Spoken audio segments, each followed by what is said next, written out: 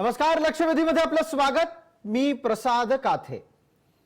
महाराष्ट्रात घडलेल्या कोरेगाव भीमाच्या दंगलीच्या निमित्तानं एकापेक्षा एक होणारी वक्तव्य आणि त्याचबरोबर यापूर्वी झालेले निर्णय बदलण्याची होणारी वारंवार मागणी ही या संपूर्ण विषयाला राजकीय फोडणी देते। नुकत्याच एका पत्रात राष्ट्रवादी काँग्रेसचे राष्ट्रीय अध्यक्ष, महाराष्ट्राचे तसंच देशाचे वरिष्ठ नेते शरद पवार यांनी या प्रकरणामध्ये आत्ताच्या मुख्यमंत्र्यांनी अर्थात उद्धव ठाकरेंनी लक्ष घालावं असं म्हणणारच एक पत्र दिलं आहे आणि त्या पत्राच्या आधारे त्यांनी विविध प्रकारच्या विनंत्या महाराष्ट्राच्या नव्या मुख्यमंत्र्यांना केल्या आहेत। जर एका ओळीत त्याचा अर्थ सांगायचा असेल तर सरळ सरळ शरद पवार यांच्याकडून या संपूर्ण दंगलीच्या मागे तत्कालीन भारतीय जनता पार्टीचं सरकार होतं असा दावा करण्यात आलाय आणि या दाव्याला खरं की खोटं करण्याची जबाबदारी शरद पवार यांनी उद्धव ठाकरे यांच्यावर टाकली आहे। त्याचबरोबर दुसऱ्या बाजूला दीपक केसरकर या माजी गृहमंत्र्यांनी दंगली मागे डावे होते असं स्पष्ट विधान करून त्याचे पुरावे प्रसंगी चौकशी आयोगाला दिले जातील असंही म्हटलंय। थोडक्यात काय तर कोरेगाव भीमाचा विषय हा पुन्हा एकदा ऐरणीवर येतो आहे। शरद पवारांनी या प्रकरणी एसआयटीची स्थापना करावी अशी मागणी तर केलीच आहे, पण त्याचबरोबर बुद्धिवंतांना आणि त्यातल्या त्यात सुद्धा डाव्या विचारसरणीच्या लोकांना जाणीवपूर्वक या दंगलीत अडकवण्यात आलं, गुंतवण्यात आलं आणि तसं करणाऱ्या पोलिसांना कठोर कारवाईला सामोरं जायला हवं अशी मागणी शरद पवार वारंवार करतात। राज्यात सरकारची सर्व सूत्र शरद पवारांच्या हातात असून सुद्धा त्यांनी केलेल्या या मागणीवर सरकार स्थापन झाल्याच्या 50-55 दिवसात अद्याप एकही कारवाई पुढे सरकलेली नाही। थोडक्यात कोरेगाव भीमाच्या प्रकरणामध्ये राजकारण होतंय का? दंगली डावे करतायत की उजवे? आणि या दंगलींच्या मागे विषय चर्चेत ठेवून कोणाला आपलं आत्ताचं राजकारण सिद्ध करायचंय? याच निमित्तानं आजची लक्षवेधी चर्चा दंगली मागे डावे की उजवे।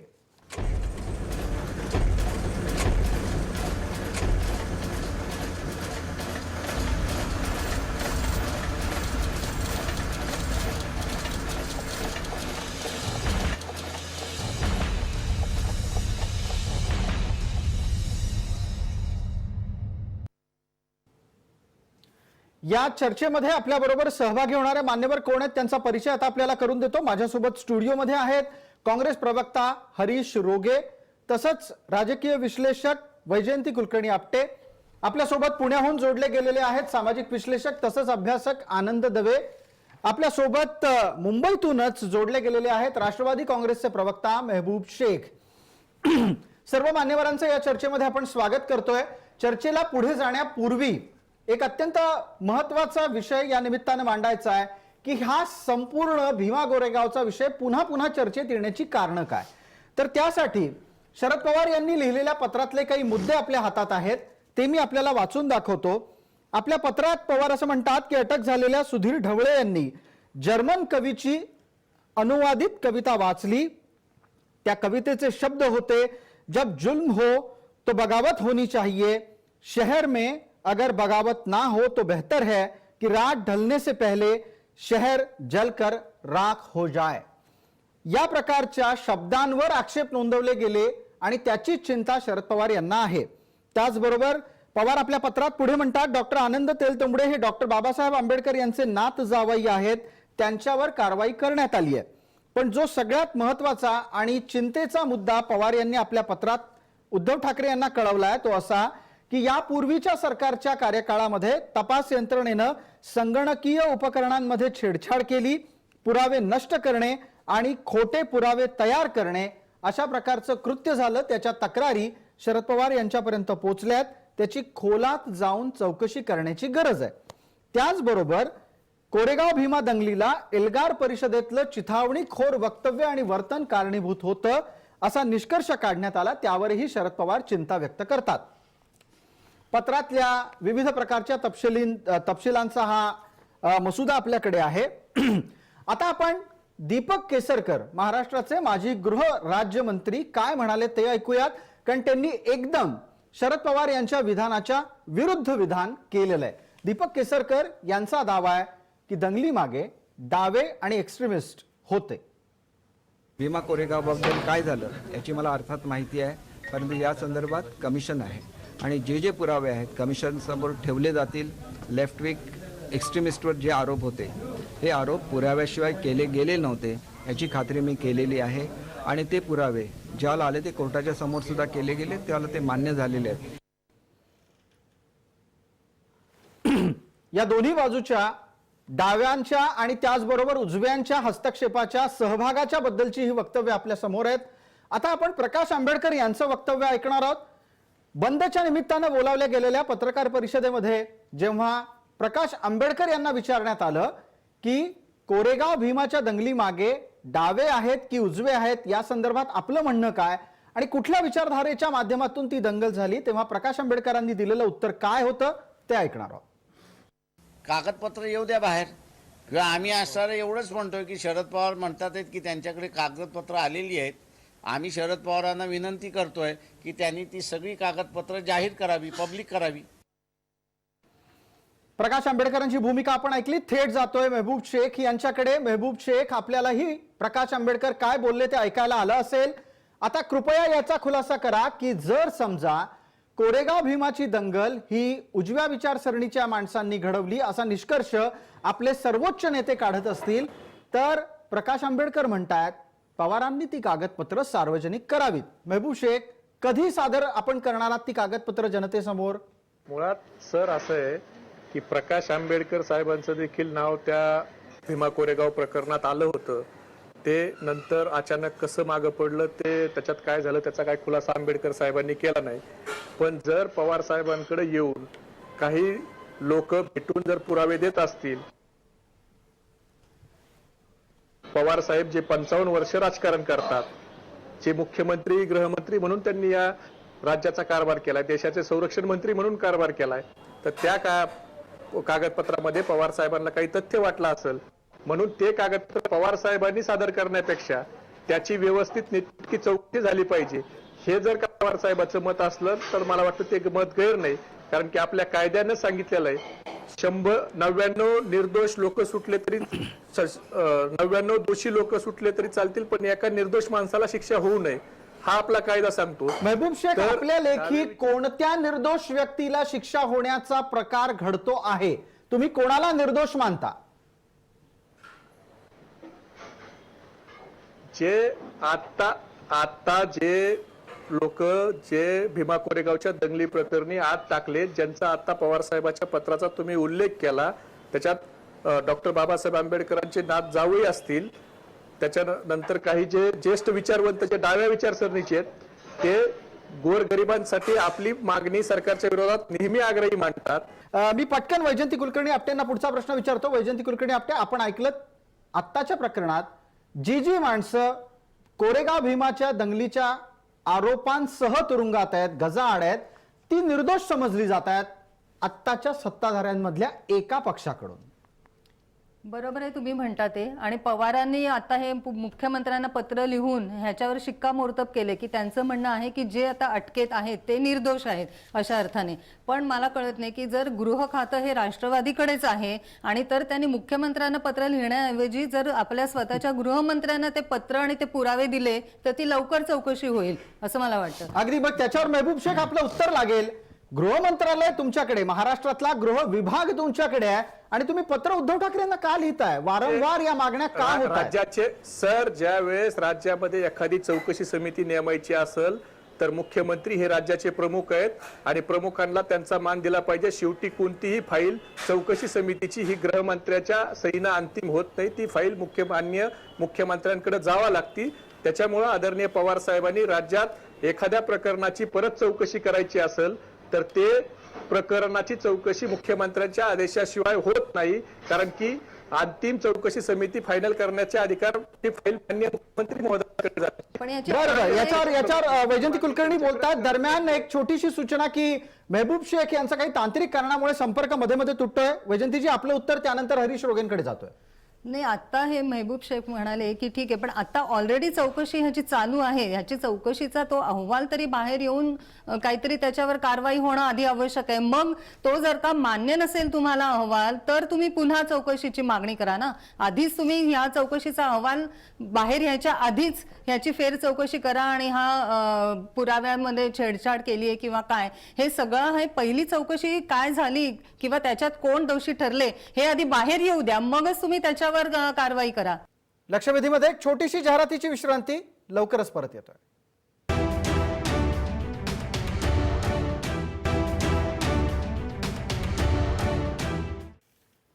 नमस्कार, लक्षवेधीच्या या भागामध्ये आपलं स्वागत. आपण चर्चा करतोय कोरेगाव भीमा दंगल आणि त्यानिमित्तानं होत असलेल्या विविध राजकीय वक्तव्यांची. हरीश रोगे, काँग्रेसची या सगळ्या प्रकरणात भूमिका काय आहे? कारण आत्ताच्या घडीला या महाराष्ट्र विकास आघाडीमध्ये काँग्रेस सुद्धा एक महत्वाचा पक्ष आहे आणि कोरेगाव भीमा मधल्या पीडितांच्या अनुषंगानं काँग्रेसची भूमिका आपल्याकडून स्पष्ट व्हावी. पहिल्या प्रथम काते साहेब, शरद पवारांनी मुख्यमंत्र्यांना जे काही पत्र लिहिलं त्याच्या ड्राफ्टमधले काही मुद्दे आपण या ठिकाणी वाचून आम्हाला दाखवलेत. त्याच्यामध्ये पवार साहेबांनी कुठेही म्हटलेलं नाही आहे की डावे किंवा उजवे, किंवा पवार साहेबांनी कुठेही भाजपचं नाव घेतलेलं नाही आहे. परंतु केंद्रामध्ये भाजपचं सरकार आहे, गेल्या 6 वर्षापासून ते सरकार आहे आणि महाराष्ट्रामध्ये सुद्धा सरकार होतं. आणि ही जी घटना जी आहे ती घटना 1 जानेवारी 2018ची आहे. म्हणजे ज्यावेळेला विजय स्तंभाला आंबेडकरी जनता आणि बाबासाहेब आंबेडकरांना मानणारे सर्वसामान्य माणसं त्यांना त्या विजयस्तंभाला वंदन करायला गेले असता त्यांच्यावरती जो हल्ला झाला, कळलं का नाही, त्याच्यामध्ये नक्की कोण होते कळलं का नाही. आता केसरकर साहेबांना कळलं का नाही, आता त्यांचं पद गेल्याच्या नंतर काही उद्योग राहिलेला नाही आहे म्हणून अशा प्रकारचं त्यांनी स्टेटमेंट केलं. खरं म्हणजे त्यांच्याकडे गृहराज्यमंत्री होते ते. मग तुमच्याकडे जर ठासून तुम्ही सांगता की याच्या पाठीमागे डावेच होते, तर मग त्यावेळेला त्यांना कळलं का नाही त्या याच्यामध्ये आणण्याचं काम तुमचं होतं, कळलं का नाही. आरोपी म्हणून त्या ठिकाणी सिद्ध करण्याचं काम तुमचं होतं. नाही काय केलं त्यांनी त्यांच्या पद्धतीनं लोक ठरवली आणि ही माणसं आरोपी आहेत त्याचे पुरावे सादर केले आणि त्यावर कारवाई केली. पुरावे सादर केले. आता सरकार बदल झालेला आहे. त्या वेळेपासून अनेक लोकांचं म्हणणं असं आहे की याच्यामध्ये पुरोगामी विचाराची मंडळी जी आहेत यांना गुंतवण्याचं षडयंत्र झालेलं आहे असं सर्वसामान्य माणसांचं म्हणणं आहे. आता काँग्रेसची ही भूमिका आहे. आता सरकार बदललेलं आहे, नवीन सरकार आलेलं आहे. या सरकारची कालच माझ्या कल्पनेप्रमाणे काल बैठक झाली, संबंधित अधिकारी आणि गृहमंत्री सगळ्यांची बैठक झाली आणि त्याच्यामध्ये ठरलेलं आहे की बाबा या ठिकाणी जे आहे ते तुम्ही पुरावे जे सादर करता या पुराव्याला पाठबळ काय आहे वगैरे सगळ्या गोष्टी नाही. आणि त्याच्यानंतर त्यांनी स्पष्टपणे सांगितलेलं आहे की याचा पूर्णपणे आढावा घेतल्याच्या नंतर SITची नेमणूक करण्यात येईल आणि याच्यामधलं सत्य काय आहे ते लोकांच्या समोर सादर करण्यात येईल. काँग्रेस पक्षाची भूमिका हीच आहे की याच्यामधलं जे सत्य काय आहे ते सत्य लोकांच्या समोर यायला पाहिजे आणि जे गुन्हेगार असतील त्या गुन्हेगारांना शासन झालं पाहिजे. शासन, असं तुमचं म्हणणं आहे. आनंदवे पटकन आपल्याकडे येतो. सरकार बदलली की दंगली सारख्या प्रकरणात सुद्धा निर्णयांचे फेरविचार करावेत आणि निर्णय सुद्धा बदलण्याच्या संदर्भातली पावलं तात्काळ टाकावीत की चौकशी सुरू असेल तर ती चौकशी पूर्ण होऊ द्यावी. नाही, माझं म्हणणं असं की चौकशी पूर्ण व्हायला पाहिजे. मग त्यानंतर जर असं काही आक्षेपार्ह वाटलं तर आपण परत पुरावे देऊ शकतो. कारण अजून एक चान्स शरद पवारांना असा आहे की आमच्याकडे अशी माहिती आहे, आमच्याकडे असे पुरावे आहेत, तर तुम्ही त्या अँगलने सुद्धा विचार करा कोणतेही अहवाल सादर करायचे आधी कोर्टाला. केवळ आपलं सरकार आलं म्हणून आपण पूर्णपणे अँगलच त्याचा चेंज करायचा आणि पोलिसांवर किंवा त्याचा नीतिधैर्य खर्च होईल असं काही आरोप करणं मला असं वाटतं आपण घाई करतात ते राष्ट्रवादीला, असं माझं स्पष्ट मत आहे. एकदा होऊ द्या जाहीर. आणि जसं तर रोगे साहेबांनी सांगितलं की जी लोक तिथं आंदोलनात आली होती त्यांच्यावर हल्ले झाले, तर मला असं वाटतं तसा प्रकार घडलेला नाहीये. हा प्रकार वेगळ्या पद्धतीने घडला. ज्याप्रमाणे दंगल घडली परत ती शमली गेली, एकंदरीत सर्वांगाने परत अभ्यास करायला किंवा त्याचा तपास करायला हरकत नाही. जोपर्यंत पहिला अहवाल येत नाही तोपर्यंत आपण काही प्रतिक्रिया द्यायला घाई करतोय, ठीक आहे असं मला वाटतं. थोडक्यात राजकारणात प्रतिक्रिया देण्याची स्पर्धा सुरू आहे की काय हा प्रश्न पडावा. एक छोटीशी जाहिरातीची विश्रांती घेतोय, लवकरच परत येऊ. त्यानंतर कोरेगाव भीमा दंगलीच्या संदर्भातल्या इतर काही मुद्द्यांवर चर्चा.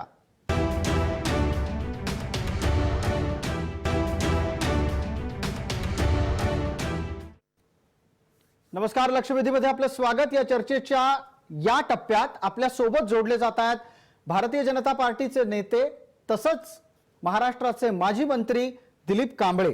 दिलीपजी, आपलं स्वागत या चर्चेमध्ये. माझा आवाज आपल्यापर्यंत येत असेल अशी अपेक्षा करतो. या चर्चेच्या आधीच्या टप्प्यामध्ये इथे उपस्थित असलेल्या विविध राजकीय पक्षाच्या नेत्यांनी एक भूमिका मांडली. त्यांची भूमिका अशी आहे की भीमा कोरेगावच्या दंगलीमध्ये काही लोकांना नाहक गुंतवण्यात आलं आहे आणि त्याची फेर चौकशी झाली पाहिजे. आपली प्रतिक्रिया आधी जाणून घेतो. कोरेगाव भीमाच्या दंगलीत उजव्या विचारसरणीच्या माणसांमुळे दंगल घडली या निष्कर्षाप्रत जर एखादं राजकीय नेतृत्व येत असेल तर तो निष्कर्ष योग्य आहे की नाही?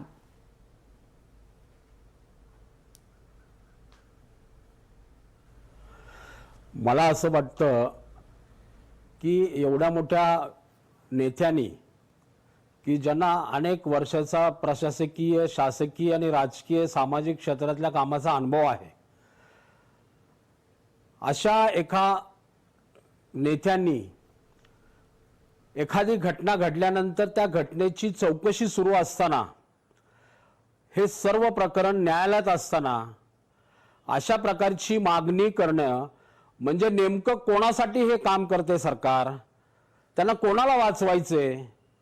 जर न्यायालयासमोर सर्व प्रक्रिया असेल आणि न्यायालय त्याची चौकशी करत असेल, चौकशीमधून जे निष्पन्न होईल त्यानंतर त्यांनी काय बोलणं ते योग्य होईल. पण मला असं वाटतं की नेमकं कोणाला तरी वाचवण्यासाठी किंवा नव्याने कुठला तरी वाद कोणाला तरी वाचवण्यासाठी वगैरे असं आपण म्हणत असलात तरी पण शरद पवारांनी काही लपवून ठेवलेलं नाहीये. त्यांनी त्यांच्या भूमिका स्पष्ट केलेल्या आहेत. त्यांचं वारंवार म्हणणं आहे, जे पत्र त्यांनी लिहिलेलं आहे माननीय मुख्यमंत्र्यांना आत्ताच्या, त्यात ते म्हणतात की बुद्धिजीवी, डावे विचारसरणीची माणसं आणि त्याचबरोबर प्रतिष्ठित लोक यांना या प्रकरणात गुंतवण्यात आलं, अशा प्रकारचा संकेत त्यांच्या वाक्यांमधून येतो. तुमच्या लेखी शरद पवार यांना कोणाला वाचवायचंय? माझा असा प्रश्न आहे की माननीय शरदचंद्र पवार साहेबांचा या देशातल्या, या राज्यातल्या घटनेवर आणि न्यायालयावर विश्वास राहिला नाही का, याचं उत्तर त्यांनी द्यावं. ठीक आहे, मेहबूब शेख आहेत आपल्या सोबत, राष्ट्रवादीचे प्रतिनिधी आहेत, ते देतील उत्तर लगेच.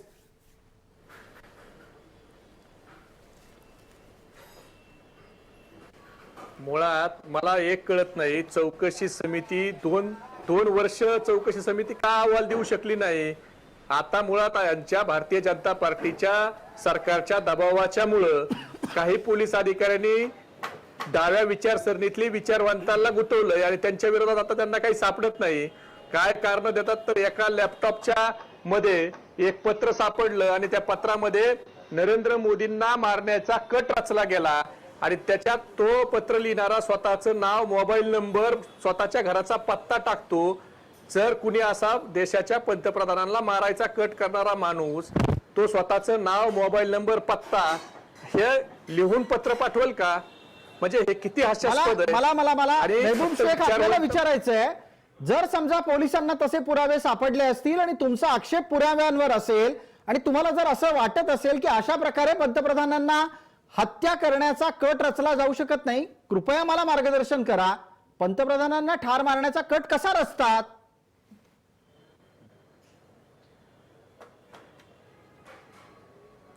नाही, मला एक कळत नाही. कट रचणारा माणूस स्वतःची आयडेंटिटी, नाव, नंबर, पत्त्याच्या सहित सांगू शकतो का एखादा गुन्हेगार माणूस?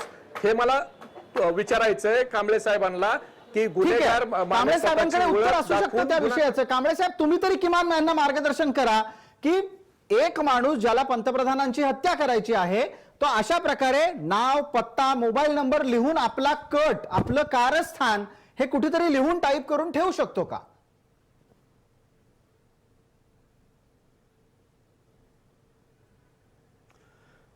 मुळात असा आहे, भीमा कोरेगावचा जो विषय आहे, या विषयात प्रत्यक्षात 1 जानेवारीला किंवा त्यानंतर महाराष्ट्रात ज्या ज्या वेगवेगळ्या ठिकाणी अशा प्रकारच्या घटना घडल्या, या सर्व घटनेला पुण्यामध्ये झालेली एल्गार परिषद, या एल्गार परिषदेमध्ये सहभागी झालेली वेगवेगळ्या पक्षाची, वेगवेगळ्या विचारसरणीची माणसं, वेगवेगळे नेते यांनी ज्या प्रकारची भाषणं केली, किंवा आज जर ते म्हणत असतील की आम्ही कुठल्या तरी जर्मन लेखकाची असलेली जर्मन भाषेतली कविता त्याचं भाषांतर करून ती आम्ही वाचली, मला एक कळत नाही की नेमकं त्या एल्गार परिषदेमध्ये अशा प्रकारच्या भडकाऊ किंवा हा देश जळला पाहिजे, हे राज्य जळलं पाहिजे, हे गाव जळलं पाहिजे, अशा प्रकारची भाषणं किंवा अशा प्रकारच्या भाषांतराच्या कविता त्या एल्गार परिषदेमध्ये का म्हटल्या गेल्या? का म्हटल्या गेल्या हा तुमचा मुद्दा. आता पटकन मेहबूब शेख यांच्याकडे निघूयात. मेहबूब शेख, आपण कोणाचं काय अनुवादित करून वाचतो याचा विवेक त्या एल्गार परिषदेतल्या नेत्यांमध्ये दिसतो की दिसत नाही? कारण ज्या पद्धतीचे शब्द आणि वाक्य आपण थोड्या वेळापूर्वी वाचली ती पाहता व्यवस्थेच्या विरोधातलं ते बंड होतं आणि ते बंड सुरू करण्यात आलं एल्गार परिषदेपासून, असं म्हटलं तर ते गैरलागू आहे?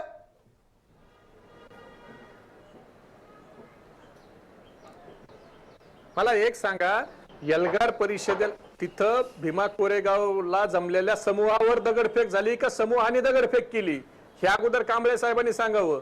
एल्गार परिषदेच्या लोकांनी काय जे सभा घेतली ते जे म्हणतात की एल्गार परिषदेच्या सभेच्या लोकांच्यामुळं, त्यांच्या भडकाऊ भाषणाच्यामुळे गोंधळ झाला, तर कांबळे साहेब एल्गार परिषदेच्या भडकाऊ भाषणाच्यामुळे जर झाला असलं तर त्या जमावाने दगडफेक केली का तिथं 1 जानेवारीला वंदन करायला आलेल्या जमावावर दगडफेक झाली हे अगोदर आपण सांगा. अगोदर जमावावर तिथं येऊन मेहबूब शेख, तुम्हाला दगडफेक काही याच्यातून लोकांनी नक्की केली. सूचित काय करायचंय? ज्यांच्यावर दगडफेक झाली तो समाज आणि दगडफेक करणारा समाज याच्याच संदर्भातलं वाक्य तुमचं सूचित करतं की तुम्हाला एक विशिष्ट समाज हा पीडित ठरला आणि दुसरा समाज हल्लेखोर होता असं सुचवायचंय. हे बरोबर आहे? हे कोणताही समाज हा हल्लेखोर नसतो. त्या हल्ला करण्याला एक विचारसरणी असते. तिथं त्या गावामध्ये संभाजी भिडे आणि मिलिंद एकबोटेंनी तिथं अगोदर किती गावामध्ये बैठका घेतल्या, त्या आजूबाजूच्या गावामध्ये वातावरण कसं हे केलं, जरा कांबळे साहेबांच्या पुणे जिल्ह्यातलाच तो विषय त्यांनी जरा जाऊन माहिती घेतली तर मला वाटतं त्यांना किंवा कदाचित त्यांना ती माहिती असू शकते. ठीक आहे, आपण माहिती असेल तर लगेचच उत्तर घेऊ. तुमचा प्रश्न पण आहे चर्चेमध्ये. दिलीपराव, मला वाटतं प्रश्न ऐकायला आला असेल. हल्ला कोणी केला यावर मुद्दा आहे आणि मला वाटतं कदाचित त्या उत्तरातून तरी आपण हे शोधायचा प्रयत्न करू की दंगली मागे डावे होते की उजवे होते.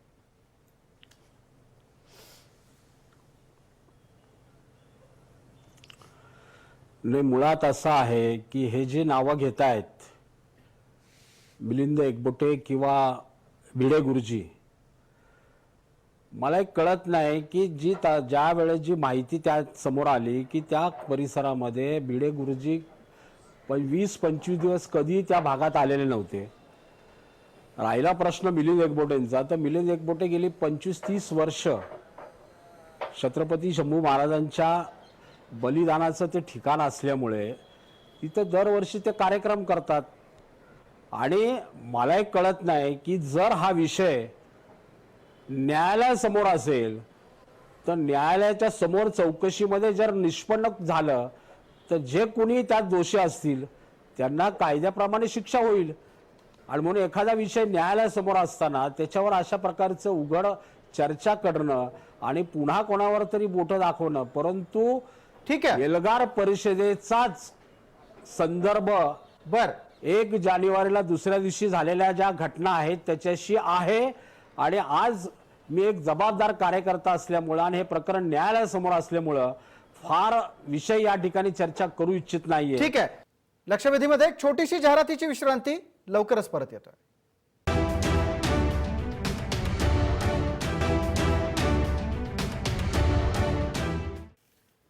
नमस्कार, लक्षवेधीच्या या भागामध्ये आपलं स्वागत. आपण चर्चा करतोय कोरेगाव भीमा दंगल आणि त्यानिमित्तानं होत असलेल्या विविध राजकीय वक्तव्यांची.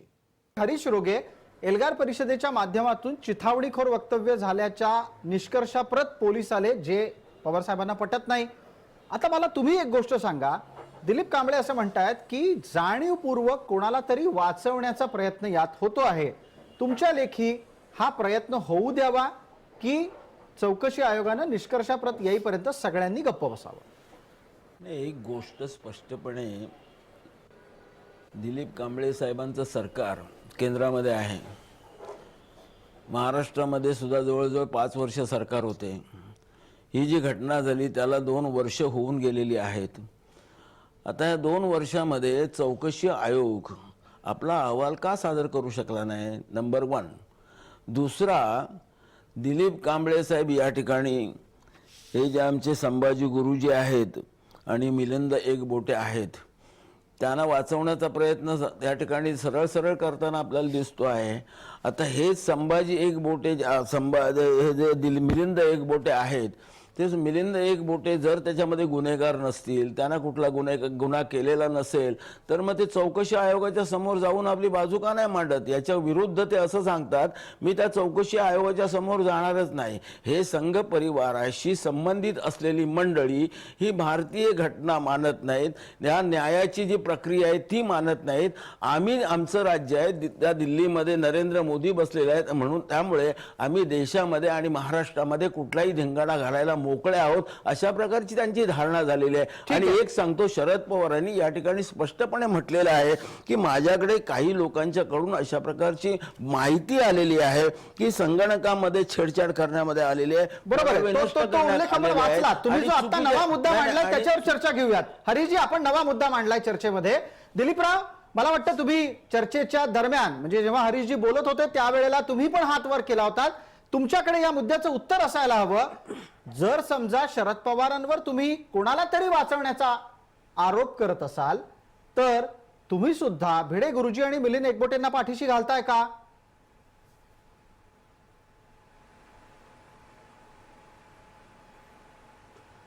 असं आहे, मी कुठंही असं म्हटलेलं नाही की मिलिंद एकबोटे किंवा भिडे गुरुजींना वाचवायचं आहे. मिलिंद एकबोटेंना अटक झाली, कोर्टासमोर गेले, कोर्टाने त्यांना काही कालांतराने जामीन दिला आणि ते जामीनवर आहेत. आता एखादा विषय जर कोर्टासमोर असेल, पोलिसांनी अटक केली असेल, तर वाचवण्याचा प्रश्न येतो कुठं? आणि आज माननीय शरदचंद्र पवार साहेब जर अशा प्रकारचं वक्तव्य करत असतील तर मला असं म्हणायचंय की त्यांच्याच पाठिंब्यावर आलेलं महाराष्ट्र सरकार आहे, गृह मंत्रालय त्यांच्याकडे आहे. त्यांनी त्या चौकशी समिती संदर्भात त्यांचं काय म्हणणं असेल, त्यांचा कुठं आक्षेप असेल तर शासन त्यांचं आहे, त्यांनी चौकशी करावी. ठीक आहे हरीजी, याचं उत्तर द्या. एवढंच मला म्हणायचं. आम्हाला मग आता मिलिंद एकबोटे आणि भिडे गुरुजी यांना कोणी पाठीशी कसं घालू शकतं? शरद पवारांनी तेच तर सांगितलं ना. दिलीप कांबळे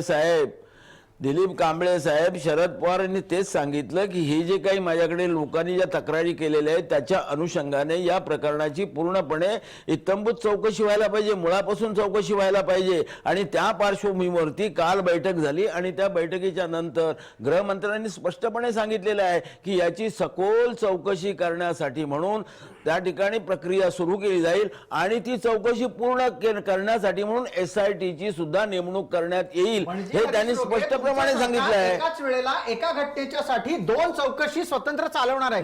नाही, 2 एक गोष्ट आहे. बघा ना, तुम्ही 2 वर्ष चौकशी करताय ना, मग त्या 2 वर्षामध्ये त्या चौकशी कमिटीचा अहवाल अजून का सादर झाला नाही, हे जरा दिलीप कांबळे साहेबांना विचारा ना. केंद्रामध्ये त्यांचं सरकार आहे आणि राज्यामध्ये सुद्धा 2-3 महिन्यापूर्वी त्यांचं सरकार होतं. न्यायिक व्यवस्थेतल्या चौकशीमध्ये केंद्रातलं सरकार काय करू शकतं? अरे म्हणजे ते मग 2 वर्ष लागली, याच्यावर नक्की आक्षेप काय? नाही, ती चौकशी कमिटी कोणी नेमली? चौकशी समिती नेमली कोणी? सर, ती निष्क्रिय जर कमिटी असेल तर त्या निष्क्रिय कमिटीला बदलून त्या ठिकाणी दुसरी कमिटी आणणं हे सुद्धा शासनाचंच काम आहे. मग तसं होताना दिसत नाहीये ना. तुम्ही वेगळी आणखीन एक कमिटी नेमताय. महबूब शेख यांना काहीतरी बोलायचं आहे. महबूब शेख, मी आपला मुद्दा ऐकतो, त्यानंतर दिलीपराव कांबळे उत्तर देणार आहेत या मुद्द्याचं.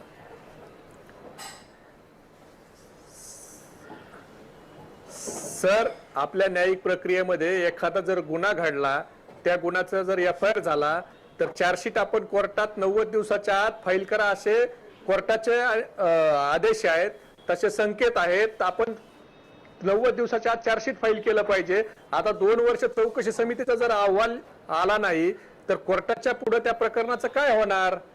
मग जर चौकशी समिती यांनी नेमलेली काम करत काय आहे, तर तुम्हाला न्यायिक प्रक्रियेतल्या चौकशी समितीवर विश्वास आहे की नाही? महबूब शेख, थेट प्रश्न आहे.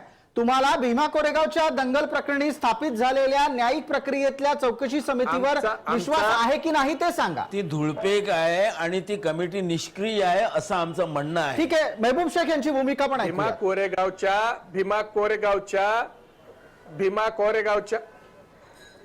भीमा कोरेगावच्या प्रकरणामध्ये चौकशी समितीला 2-2 वर्ष उशीर का लागतोय अहवाल सादर करायला, हा आमच्या समोरचा प्रश्न आहे. ठीक आहे. 90 दिवसात कोर्टात आपण चार्जशीट फाईल करतो, मग आता 2 वर्ष होऊन गेली तरी भीमा कोरेगावचा चौकशी अहवाल का येत नाही? ठीक आहे, याच्यावर दिलीपरावांना उत्तर द्यायचं या मुद्द्यावर मी दिलीपराव संधी देतो. आणखीन एक छोटा मुद्दा वैजंती कुलकर्णी आपटेंना मांडायचा आहे. वैजंतीजी, आता ह्या ज्या चौकशी समितीच्या अहवालावरनं जी काय चर्चा चालली आहे की 2 वर्ष झालं अजून अहवाल आलेला नाही, पण आपल्याला माहिती आहे की आपल्या देशात अशा अनेक चौकशी समित्या स्थापित होतात आणि कित्येक वर्षांनी त्यांचा अहवाल येतो आणि त्याच्यावर कारवाई होते. आता अयोध्यासारख्या महत्त्वाच्या विषयावर, राम मंदिराच्या, इतक्या वर्षांनी न्यायालयाने निकाल दिलेला आहे आणि तो सर्वसमावेशक असा चांगला निकाल आहे. त्यामुळे आपल्या देशातल्या लोकांचा न्याय व्यवस्थेवर अजूनही विश्वास आहे असं मला सुचवायचंय. ठीक आहे. दुसरं दिलीप म्हणजे कांबळे- शीख दंगली प्रकरणी बरं. 84 साली झाली शीखांची दंगल दिल्लीत, त्याचा अहवाल किती वर्षांनी आला हो आणि त्याच्यानंतर आता कारवाई झाली. लक्षवेधीमध्ये एक छोटीशी जाहिरातीची विश्रांती, लवकरच परत येतोय.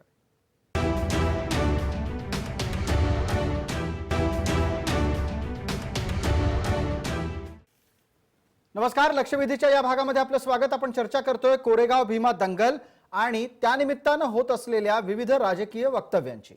दिलीपराव, आपलं उत्तर अपेक्षित आहे. न्यायिक प्रक्रियेनी स्थापित चौकशी समितीच्या वेळेवर म्हणजे निकाल देण्याच्या, निष्कर्षाप्रत येण्याच्या कालावधीवरच प्रश्नचिन्ह आहेत. ही प्रश्नचिन्ह न्याय व्यवस्थेवरच प्रश्नचिन्ह आहेत अशी समजावीत का न समजावीत?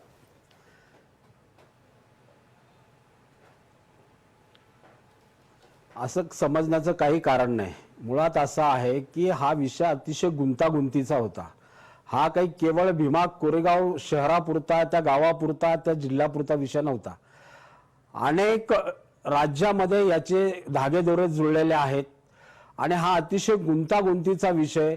आणि तरी देखील काही नावं समोर आल्यानंतर पोलिसांनी कारवाई केली आणि कोर्टामध्ये शेवटी असं आहे की अनेकांना कोर्टासमोर नेल्यानंतर कोर्टाकडून त्यांनी अटकपूर्व जामीन काहींनी मिळवला, काहींचे प्रकरण कोर्टात आहे. कोर्टाने त्यांना स्थानबुद्ध करायला सांगितलं, नजर कैदेत ठेवायला सांगितलं. ही सर्व चौकशी चालू आहे आणि या चौकशीतून जे दोषी असतील ते सर्व नावं समोर येतील आणि मग त्यावेळेस आता चौकशीच्या मध्येच अशा प्रकारची वक्तव्य करणारे उघडे पडतील, एवढंच मी या ठिकाणी सांगतो.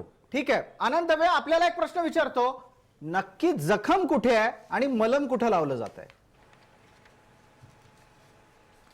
नाही, मुळात एल्गारचा जो विषय मगाचपासून चाललाय, ते एल्गार सुरू होत असतानाच त्याच्या आधीपासून जे बॅनर पोस्टर लावले गेले होते, त्यामुळं असं काहीतरी घडण्याची भीती, निदान एल्गारच्या भाषणात तरी असं काहीतरी वेगळं घडेल असं भीती एक व्यक्त केली जात होती, ती दुर्दैवाने खरी सुद्धा ठरली. दुसरे याचे 2 वर्ष चालले आहेत. एक लक्षात घ्या, लगेचच काही समिती नियुक्त झाली नव्हती. त्या समितीला काही कार्यकाळी दिलेला होता. एवढ्या गुंतागुंतीचं प्रकरणात काही वर्ष, 1.5 वर्ष लागणं हे का खूप मोठं चुकीचं घडलं असेल आपण म्हणू शकत नाही. मला असं वाटतं अहवाल येऊ द्या, त्याची बाकीच्या गोष्टी येऊ द्या समोर, त्यानंतर आपण निर्णय घेऊ. किंवा आता सुद्धा जर काही आपल्याकडे पुरावे असतील तर त्यांनी त्या समिती पुढे सादर करावे. ठीक आहे. हरीश रोगेंना मला पुढचा प्रश्न विचारायचा आहे. या निमित्तानं हरीश रोगे, चौकशी समितीचा कालावधी जास्त होतो आहे किंवा तुमच्या लेखी अहवाल यायला वेळ लागतोय, हा एकमेव कारणाचा म्हणजे हा मुद्दा, एकमेव मुद्दा आपल्याला पुरतो का की ती चौकशी समिती ही धुळफेक आहे इतक्या मोठ्या प्रकारचं धाडसी विधान करायला? नाही, एक गोष्ट आपण लक्षामध्ये घ्या की जसं याच्यामध्ये डाव्या विचारसरणीचे काही मंडळी किंवा विचारवंत यांना गुंतवण्यात आलेलं आहे, तसं ह्या सगळ्या प्रकरणामध्ये त्या भिडे गुरुजींचं सुद्धा नाव मोठ्या प्रमाणामध्ये घेतलं गेलं ना. ते जे एकबोटे आहेत त्यांचं सुद्धा नाव त्याच्यामध्ये घेतलं गेलं ना. मग आता मी सांगतो, ज्या वेळेला त्या डाव्या विचाराच्या मंडळींना तुम्ही गुंतवत आहात, कळलं का नाही, तुमचं सरकार होतं, सगळं केंद्रामध्ये होतं आणि राज्यामध्ये होतं. मग आता जर संशयास्पद असं हे जर वातावरण असेल तर तो संशय नष्ट करण्यासाठी किंवा कमी करण्यासाठी किंवा त्या खरी परिस्थिती जी आहे ती लोकांच्या समोर आणण्यासाठी जर शरद पवारने सांगितलं असेल की काही लोक जे आहेत त्यांनी लोकांनी काही म्हणणं मांडलेलं आहे, त्याच्या अनुरोधाने त्या ठिकाणी SIT निर्माण करा आणि याची परत एकदा चौकशी करा किंवा आणखी त्याच्यातली माहिती मिळवा. हरीश रोगे आपल्याला तसा प्रश्न विचारायचा आहे की डाव्यांना गुंतवलं गेलं असं म्हणून डाव्यांना क्लीन चिट देण्याचा प्रयत्न का होतोय? एक गोष्ट मी आपण कोण आहोत क्लीन चिट देणारे? गुंतवलं गेलं या निष्कर्षापर्यंत आपण कोण आहोत येणारे? आम्ही येथे मी बघा, मी काही न्यायाधीश नाही आहे की त्यांना क्लीन चिट द्यायला. मग गुंतवलं गेलं हा कसा काय आक्षेप असू शकतो? नाही, पण एक गोष्ट आहे की ते नामदेव ढसाळांच्या कवितेमधलं कळलं का नाही, काहीतरी कोणीतरी वाचून झालं किंवा त्यांनी काहीतरी कविता लिहिली, त्याच्यामध्ये त्यांचे विचार मांडले, किंवा त्या ठिकाणी ते ढवळे आहेत त्यांनी कुठली तरी परदेशी एका कुठली तरी कशी उद्या माइन काम्फ त्याने त्या ठिकाणी ती कविता वाचली म्हणून ह्या देशामध्ये क्रांती घडून येणार आहे का? कळलं का नाही? कुठली तरी कविता वाचली, कुठलं तरी पुस्तक लोकांच्या समोर आणलं, कुठलं तरी पुस्तक वाचलं म्हणून तुम्ही त्याला डायल्यूट का करता? इतकं पातळ भूमिका कशा काय असू शकतात? पातळ भूमिकेचा प्रश्न काय लिहिलं ते पण त्याच्यामध्ये वाचायला पाहिजे खरोखर हरीश त्याने काही लिहिलं नाही, पण त्याच्यामुळे ह्या देशामध्ये क्रांती होणार आहे का? पण भारताला भारताचे क्रांतिकारक आहे, जर्मनीचेच का लागतात या कम्युनिस्टांना? एक गोष्ट आहे की ते पुस्तक ज्यावेळेस प्रसिद्ध झालेलं आहे आणि ते जगामध्ये वाचलं जातं, कळलं का नाही, ते लोकांच्या समोर मांडलं जातं, मग तो विचार आहे, तो विचार कोणाला पटो वगैरे न पटो, डावा विचार आहे, उजवा विचार आहे, काँग्रेस पक्षाचा विचार आहे, मोदींचा विचार आहे, काही लोकांना मोदींचा विचार मान्य आहे, काही लोकांना काँग्रेसचा विचार मान्य आहे, कळलं का नाही? या निमित्तानं मोदी विचारवंत आहेत असं तरी मान्य करतात? नाही, विचार त्यांचा चुकीचा का बरोबर ते तुम्ही ठरवू नका, मान्यता वगैरे तुम्ही देत बसू नका, कळलं का नाही? लोकांनी मोदींचा विचार हा शब्द तरी म्हणाला. विचार असतोच ना, कळलं का नाही? एक विघातक असतो, कळलं का नाही, आणि एक देशाला पुढे घेऊन जाणारा असतो, तो नक्की कुठला आहे ते लोक ठरवतील ना. 6 वर्षापूर्वी लोकांनी ठरवलं आणि आता याच्यानंतर काय घडायचंय ते लोक ठरवतील. ठीक आहे. वैजयंती कुलकर्णी आपटेंना मी पुढचा प्रश्न विचारतोय. वैजयंतीजी, या चर्चेत एक मुद्दा अजून सापडत नाहीये, तो असा की कोरेगाव भीमाच्या दंगलीच्या माध्यमातून ही चर्चा घडवत नक्की पुढे जायचंय कुठं? राजकारण्यांना आपल्या या निमित्तानं काय लक्ष साध्य करायची आहे? आता शरद पवारांनी पुन्हा एकदा हे पत्र मुख्यमंत्र्यांना लिहून हा मुद्दा पुढे आणलेला आहे भीमा कोरेगाव दंगलीच्या निमित्ताने. पण आपल्याला माहिती असेल की पवारांचं हे खूप धोरणी राजकारणी आहेतच, ते 55 वर्ष राजकारणात आहे.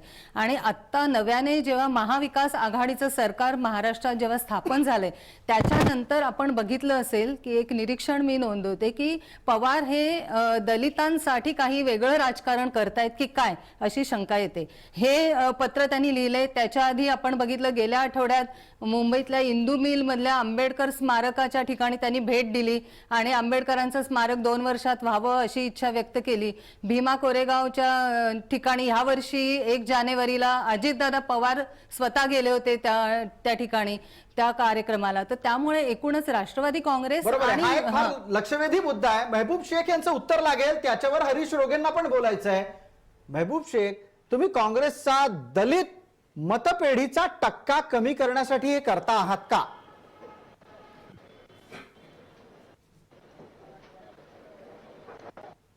मुळात कोणताही मतपेढीचा टक्का कमी करण्याचा विषय नाही.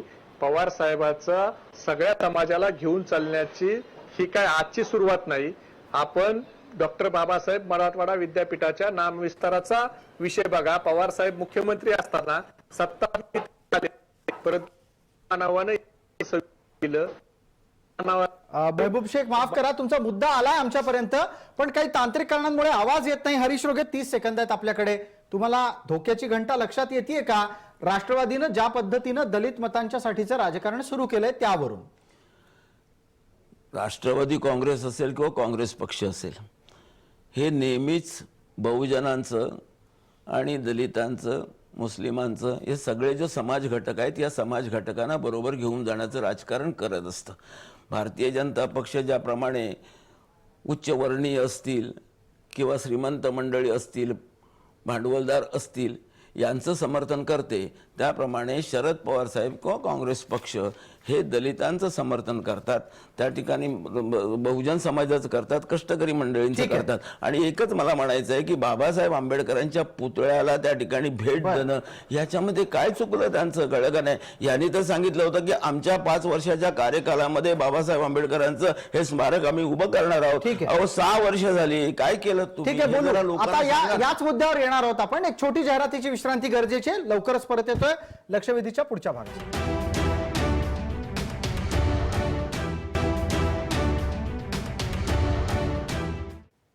नमस्कार, लक्षवेधीत आपलं स्वागत. आपण थेट जातोय दिलीप कांबळे यांच्याकडे. दिलीपराव, याच चर्चेमध्ये एका मुद्द्याची चर्चा होणं अत्यंत महत्वाचं आहे आणि ते म्हणजे कोरेगाव भीमाच्या निमित्तानं जातीय ध्रुवीकरणाचा प्रयत्न होतोय का, आणि ते जातीय ध्रुवीकरण आपल्या पक्षाला अधिकाधिक फायदेशीर ठरावं असे सुद्धा प्रयत्न सगळ्याच राजकीय पक्षांकडून होत आहेत का?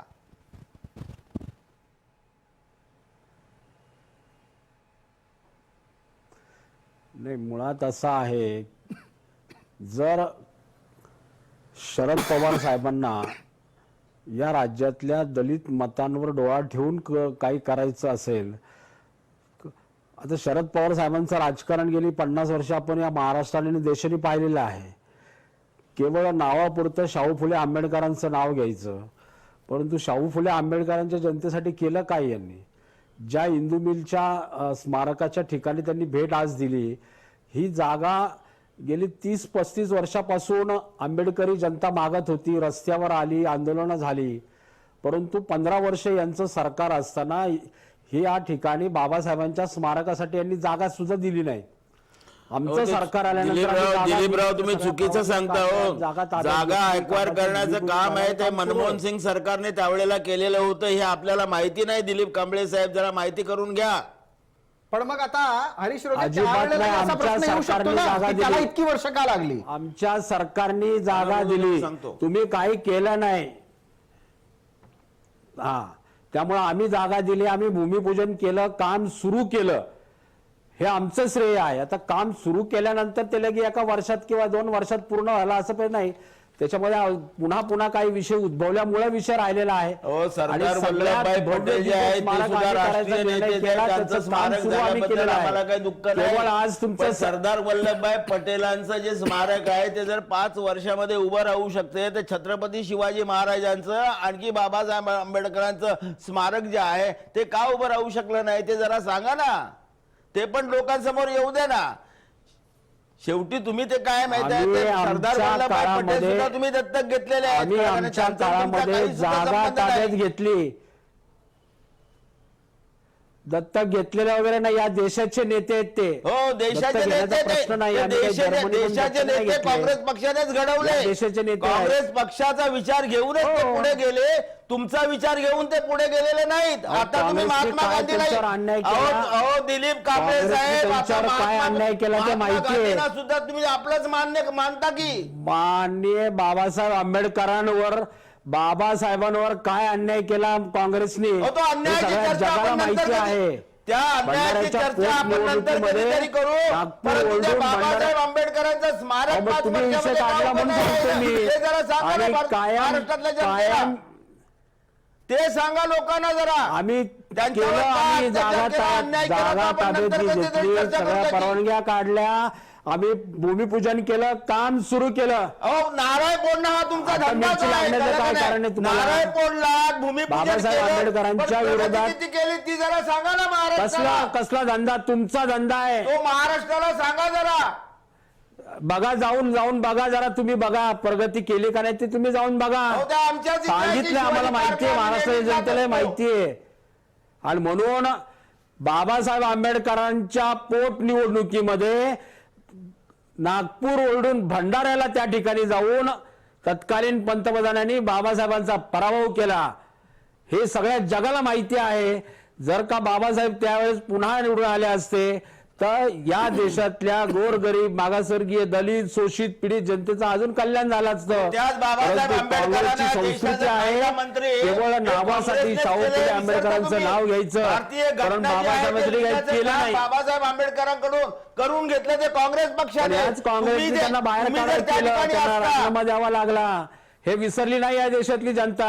ठीक आहे, आता मला या चर्चेत हस्तक्षेप याच निमित्तानं करावा लागतोय, कारण विषय होता काय आणि चर्चा होतीये का. त्यांनी कुठे नेली ते विचारा. ठीक आहे, पण त्याच्यावर तुम्ही सरदार पटेलांना मध्ये आणलं ते तुमच्याकडून झालं. नाही नाही, बरोबर आहे ना. तो जर पुतळा होऊ शकतो तर बाबासाहेब आंबेडकरांचा का नाही झाला? सरदार हे जरा विचारा ना पटेलांचा त्यांना. सरदार पटेलांचा पुतळा 5 वर्षात झाला असा तुमचा शोध दिसतोय मला. आपल्याला मुद्द्यावर यायला लागेल. दिसतोय म्हणजे अहो, हरीजी, तुम्हाला हे कोणी- बोलायचा कोणी आज कधी नैतिक सुरुवात अधिकारच नाहीये. हरीजी एक मिनिट, आपण मुद्द्यावर जागा आम्ही ताब्यात घेतली, काम आम्ही सुरू केलं. दिलीपराव मी आपल्याला थांबवतोय. दिलीपराव मी आपल्याला यासाठी थांबवतोय, आता आपल्या सोबत असलेल्या इतर काही लोकांनाही मला प्रश्न विचारायचे आहेत. आनंद दवे आणि वैजंती कुलकर्णी आपटे, आपण आपलं निरीक्षण नोंदवा. भीमा कोरेगावचा विषय जिवंत ठेवून कोणाला काय साध्य करायचंय हाच विषय राजकीय नेत्यांना विचारला, उत्तर त्यांच्याकडून आलं नाही. पहिल्यांदा वैजंती कुलकर्णी आपटे, आपण बोला. मी मगाशीच म्हटलं की शरद पवारांनी हा विषय पुन्हा उकरून काढलेला आहे आणि देशाच्या न्यायव्यवस्थेवर पण प्रश्नचिन्ह ह्या निमित्ताने त्यांनी उमटवलेलं आहे. याचं कारण एकदा चौकशी, न्यायालयीन चौकशी ह्याची चालू आहे. जर का त्यांच्याकडे वेगळे काही पुरावे असतील तर त्यांनी आत्ताच्या या चौकशी कमिटीला द्यावेत आणि बघावं काय होतं. ठीक आहे, आनंद दवेंकडून एक पुढचं उत्तर घेऊ. आनंद दवे, आत्ताच्या घडीला निवडणुका कुठेही आसपास दिसत नसताना भीमा कोरेगावचा मुद्दा चर्चेत काय येतो?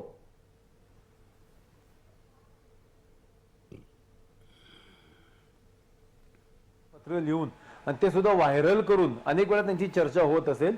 हा विषय आजच पेटवायचा, याच्या मागे कालचा मनसेचा मेळाव्यावरून दुर्लक्ष व्हावं हा सुद्धा उद्देश असू शकतो, असं माझं स्पष्ट मत आहे. ठीक आहे, आपण सर्व मान्यवर या चर्चेत सहभागी झालात त्याबद्दल आपले मनपूर्वक आभार. वेळ मर्यादेपोटी ही चर्चा आपल्याला इथेच थांबवावी लागते. आपण सर्वजण या चर्चेत आलात त्यासाठी आपले जाता जाता मी पुन्हा एकदा आभार मानतो. लक्षवेधीमध्ये या टप्प्याची चर्चा थांबवत असताना दंगलीचं राजकारण कोण करतंय याची उत्तरं शोधणं तितकंच गरजेचं आहे जितकं या दंगली घडवतंय कोण त्याची उत्तरं शोधणं गरजेचं आहे. देशात न्याय लवकर झाला पाहिजे आणि दोषींना तातडीनं कारवाईच्यासाठी आपल्या आपल्या टप्प्यांवर नेलं पाहिजे, हेही तितकंच खरं. हे जितकं टळत जाईल तितकीच संधी राजकारण्यांना मिळत राहील. लक्षवेधीमध्ये आज इतकंच. ताज्या बातम्यांसाठी पहा फक्त जय महाराष्ट्र.